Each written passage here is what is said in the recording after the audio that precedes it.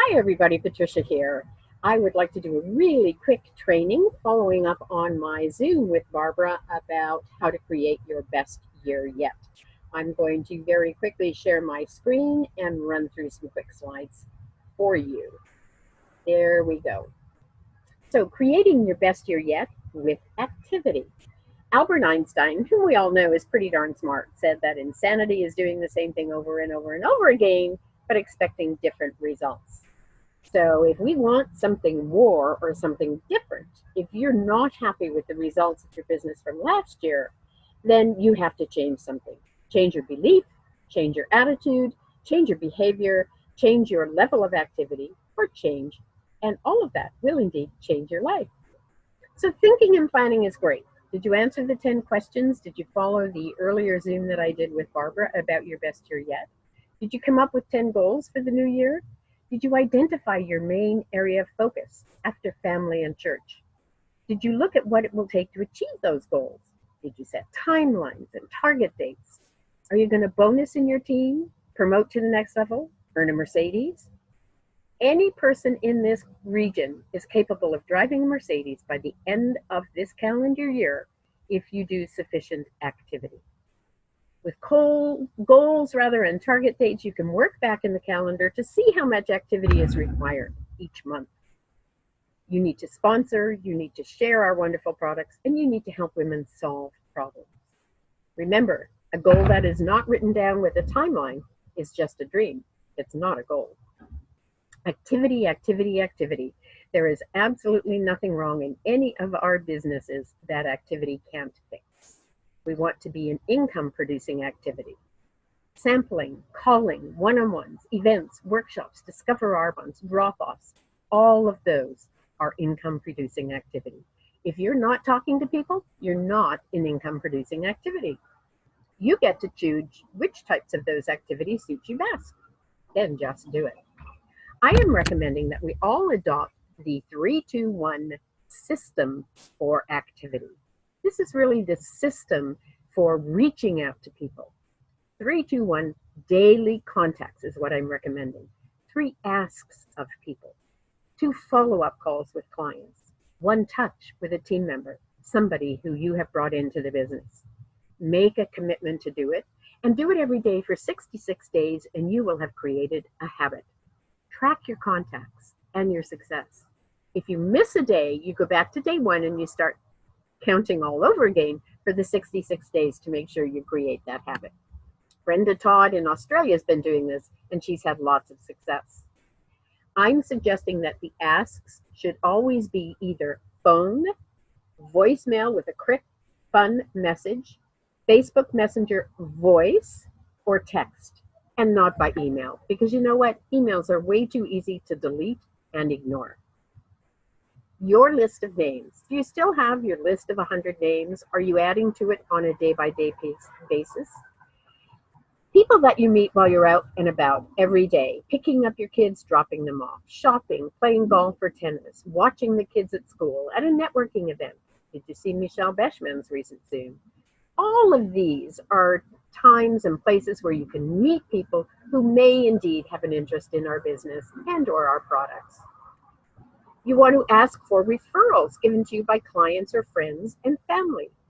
Keep your list in a way that works for you, whether it's on an Excel spreadsheet or on a Word document or on a piece of paper, whatever works for you. And remember, our CRM is coming soon from Arbonne. That's a client referral management system. It's going to make a big difference for us. Many reminders are out there on how to develop your list.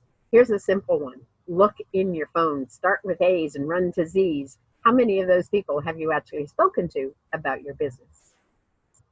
Always know what it is you want to accomplish with a conversation. You want to bring them to the point in each conversation of making another date or making a decision, depending on whether this is the first conversation or not. Most people today, whether in business or stay-at-home moms, have full calendars. So don't leave the next contact hanging like, well, we'll chat next week. Get a date. Work from appointment to appointment. Even if it's just they can't talk today, what day would be good for you? I'll get back in touch then. Based on whatever the contact was for, You might want to follow up with your first real conversation with that person if it was a referral or someone you met at a networking event. A three-way call with your sponsor or upline if the person has questions about the business. Meet for a drop-off or mail a sample to them if they don't live in your hometown. Invite them to a Discover Arbonne, an event, or a workshop that you are hosting. Always start off a conversation, though, about what's in it for them. If you know them well, you should start with what their pain is. Is it a working woman who would rather be home but needs a big income? Is it a stay-at-home mom who would like to contribute to the family income? Is it a professional woman who's tired and worn out with the day-to-day struggle and stress of her job?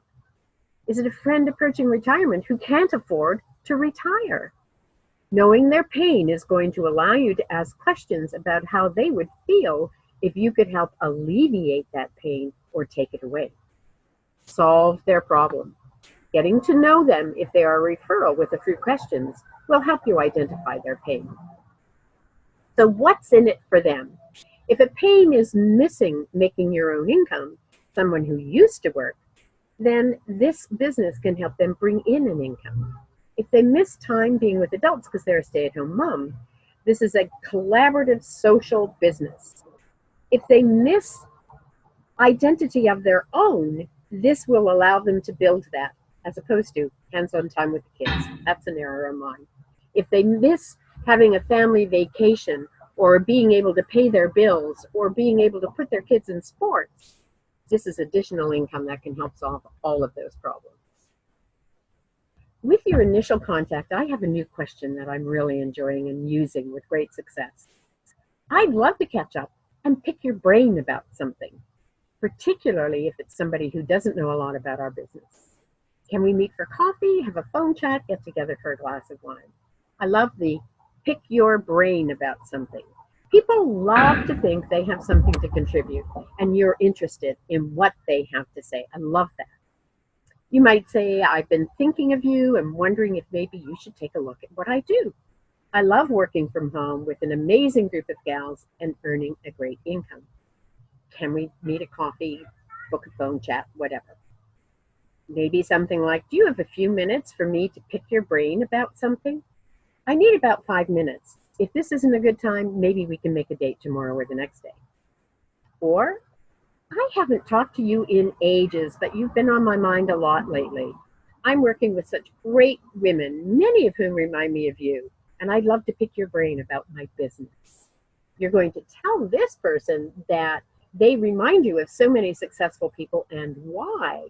And the talk is going to be about the business, and you may say to them, it may or may not be for you, but I'm sure you will know people for whom this will be great. Make the circumstances fit the individual in every case. Let go of the no's. Oh, we have to learn to do that. Be invested in the activity and not whether they say yes or no. Start with the what's in it for them and the business opportunity. I'm really keen to always start with the business opportunity. If that's not for them, go to the products and ask them what one thing they'd like to change about their skin. Always ask for referrals. I have a feeling that you're going to know some moms who would love to look at this business. Or I get a feeling that you probably know other working women who would love to be able to stay at home and look at this business opportunity. Or you probably know some working women who would rather be at home, and I can help them. Make it specific to the circumstances of whomever you're talking to. Just think about it for a minute before you get on the phone. Consistency is the key, though. Being consistent will keep you in activity, and if your team is in consistent activity and sees you, your whole team will get into momentum. Momentum is the thing, and consistency is the thing that will help you build big. Creating the daily habit of 3, 2, 1 touches will build that consistency. Put your activity into your calendar, because I, for one, find that even though I don't have a job that I go to, if it doesn't get into my calendar, it doesn't get done. My yoga is in my calendar, my golf is in my calendar, all of my follow-ups, all of my touches, all of my networking groups and events, everything that I'm doing for my business and my family goes in my calendar. You need a bulletproof why, and we're going to talk about this further in another training. We often talk about a why that makes you cry, but it needs to really be bulletproof. There will be no's. We will all have disappointments and there will be difficult days. So you need a why that's personal and meaningful to you. Don't do this for anyone else except maybe your children or your partner. Find something within yourself, some need, some desire, and build your why around that. Maybe you just need to prove to yourself and the world that you can do this, that you can become successful. Maybe you want to feel that you've removed some of the financial strain on your family or your partner. Maybe you want to build a legacy for generations to come. But don't focus your why on something like, oh, I need to earn more money, or oh, I need to pay off debt, because those are not personal.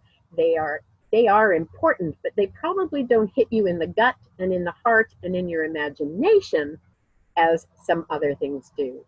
You want something that you desire so strongly. None of the tough times are going to have you thinking, you don't want this anymore. You want to have your story quick and compelling. Your personal story wants to be short. There's a formula that you can follow. Who you are and where you've been, what's happened in your life to cause you to look for more or do something different, how you heard about Arbonne and why you had to be part of it, and what it's doing for you and what it's going to do for you. Very much like the 60-second story we used to use for those of us who've been here for a round. Write it out, edit it, draw them into your life, where you were, what you were feeling, show your feelings, what you wanted, and where you're going, or what Arbonne has done for you to date. We're going to have additional training on three-way calls with sponsor or upline. We're going to have things about how to respond to questions about the business, how to create duplication, and how to do a successful one-on-one. There's going to be lots of things we're going to be able to do. So all of that is coming in the future. I'm going to stop the share now. And I'm also going to, I have to move this so that I can even find where my recording is. There we are. I'm going to stop the recording. The sun has come under my pergola, and my screen is so bright I can hardly see right now. Thank you all for listening. There's going to be more of this in the near future. I wish for you your best year ever through activity, and you will be able to not just change your life, but the lives of many others too. Bye for now, everyone.